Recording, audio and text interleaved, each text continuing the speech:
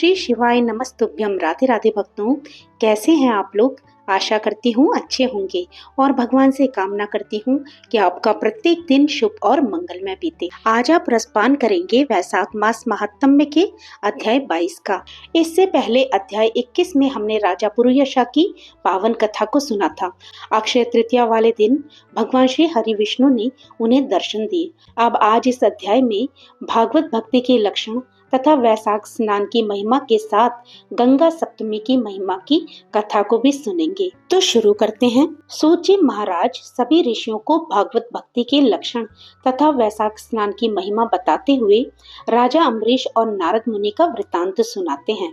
सूत जी महाराज बोले, एक समय राजा अम्बरीश नारद जी से बोले, हे मुनि श्रेष्ठ, आप संपूर्ण लोगों पर अनुग्रह करने वाले हैं।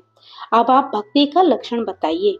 साधुओं पर कृपा करने वाले हे देवऋषि, मुझे ये समझाइए कि किस प्रकार मनुष्य को कब, कहाँ, कैसी और किस प्रकार की भक्ति करनी चाहिए। इसके बाद सूत जी बोले, राजाओं में श्रेष्ठ महाराज अम्बरीश के ये वचन सुनकर देवऋषि नारद जी को बड़ी प्रसन्नता हुई। वे उनसे बोले, राजन सुनो, भगवान की भक्ति समस्त पापों का नाश करने वाली है। मैं तुमसे उस भक्ति का भली भांति वर्णन करता हूँ। भक्ति अनेकों प्रकार की बताई गई हैं। कौन कौन सी? मानसिक, वाचिक, कायिक, लौकिक, वैदिक तथा आध्यात्मिक। ध्यान, धारणा, बुद्धि तथा वेदार्थ के चिंतन द्वारा जो भगवान विष्णु को प्रसन्न करने वाली भक्ति की जाती है उसे मानसिक भक्ति कहते हैं, अर्थात मन से की हुई भक्ति। दिन रात वेद मंत्रों के उच्चारण, जप तथा उपनिषद, वेद आदि के पाठ जो भगवान की प्रसन्नता के लिए किए जाते हैं उनका नाम वाचिक भक्ति है, अर्थात मुख से की गई भक्ति। व्रत, उपवास और नियमों के पालन तथा पांचों इंद्रियों के संयम द्वारा की जाने वाली उपासना जो कि शरीर से साध्य होने के कारण कायिक भक्ति कही जाती है। ये सब प्रकार की सिद्धियों का संपादन करने वाली भक्ति है। पाद्य, अर्घ, नृत्य, वादन, गीत, जागरण तथा पूजन आदि के द्वारा जो भगवान की सेवा की जाती है उसे लौकिक भक्ति कहते हैं। ऋग्वेद, यजुर्वेद और सामवेद के जप, संहिताओं के अध्ययन आदि तथा भविष्य की आहुति, यज्ञ आदि के द्वारा की जाने वाली उपासना का नाम वैदिक भक्ति है। द्विज पुरुषों ने अमावस्या, पूर्णिमा तथा विषुव योग जब रात और दिन बराबर हों, तुला और मेष की संक्रांति आदि के दिन जो यज्ञ करने का आदेश दिया है वो वैदिक भक्ति का साधक है।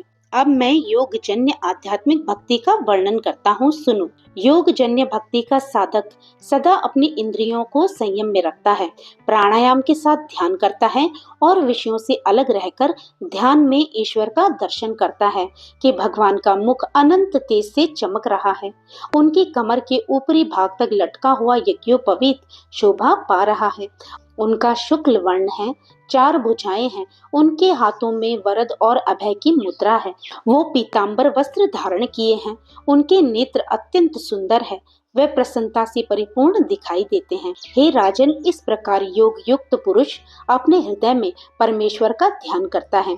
जैसे प्रज्वलित अग्नि लकड़ी को भस्म कर डालती है, उसी प्रकार भगवान की भक्ति मनुष्य के पापों को नष्ट कर देती है। भगवान श्री विष्णु की भक्ति साक्षात सुधा का रस है, संपूर्ण रसों का एकमात्र सार है। इस पृथ्वी पर मनुष्य जब तक उस भक्ति का श्रवण नहीं करता, उसका आश्रय नहीं लेता, तभी तक उसे सैकड़ों बार जन्म, मृत्यु और जरा के आघात से होने वाले नाना तरह के दैहिक दुख प्राप्त होते हैं। यदि महान प्रभावशाली भगवान अनंत का कीर्तन और स्मरण किया जाए तो वो समस्त पापों का नाश कर देते हैं। ठीक उसी तरह जैसे वायु मेघ का तथा सूर्य देव अंधकार का विनाश कर डालते हैं।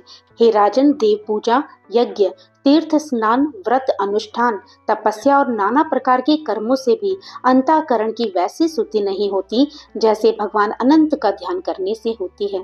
राजन, जिनमें पवित्र यश वाले तथा अपने भक्तों को भक्ति प्रदान करने वाले विशुद्ध स्वरूप भगवान श्री विष्णु का कीर्तन होता है, वे ही कथाएं शुद्ध है तथा वे ही यथार्थ हैं, वे ही लाभ पहुंचाने वाली और वे ही हरि भक्तों के कहने सुनने योग्य होती हैं।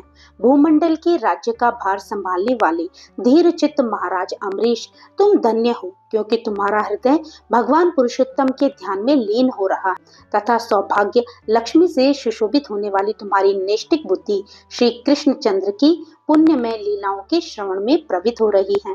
हे भूपति, भक्तों को वरदान देने वाले अविनाशी भगवान श्री विष्णु की भक्ति पूर्वक आराधना किए बिना अहंकार वश अपने को ही बड़ा मानने वाले पुरुष का कल्याण कैसे होगा?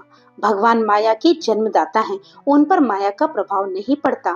साधु पुरुष उन्हें भक्ति के द्वारा ही प्राप्त करते हैं, इस बात को तुम भी जानते हो। राजन, धर्म का कोई भी तत्व ऐसा नहीं जो तुम्हें ज्ञात न हो। फिर भी जिनके चरण ही तीर्थ हैं, उन भगवान की चर्चा का प्रसंग उठाकर जो तुम उनकी सरस कथाओं को मुझसे विस्तार के साथ पूछ रहे हो, उससे यही कारण है कि तुम वैष्णवों का गौरव बढ़ाना चाहते हो, मुझ जैसे लोगों को आदर दे रहे हो। साधु संत जो एक दूसरे से मिलने पर अधिक श्रद्धा के साथ भगवान अनंत के कल्याण में गुणों का कीर्तन और श्रवण करते हैं, इससे बढ़कर परम संतोष की बात तथा समुचित पुण्य मुझे और किसी कार्य में दिखाई नहीं देता। ब्राह्मण, गौ, सत्य, श्रद्धा, यज्ञ, तपस्या, श्रुति, स्मृति, दया, दीक्षा और संतोष, ये सब श्रीहरि के स्वरूप हैं।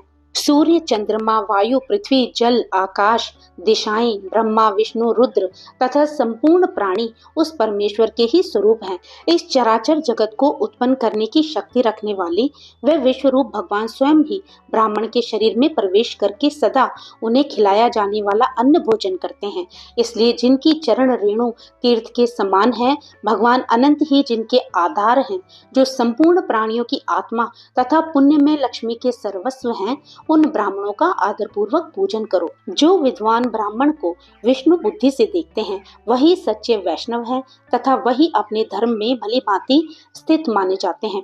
तुमने भक्ति के लक्षण सुनने की प्रार्थना की थी, सो सब मैंने तुम्हें सुना दिया। अब मैं गंगा स्नान करने के लिए जा रहा हूँ। ये वैशाख का महीना उपस्थित है, जो भगवान लक्ष्मीपति को बहुत प्रिय है। इसकी भी आज शुक्ला सप्तमी है। इसमें गंगा का स्नान अत्यंत दुर्लभ है।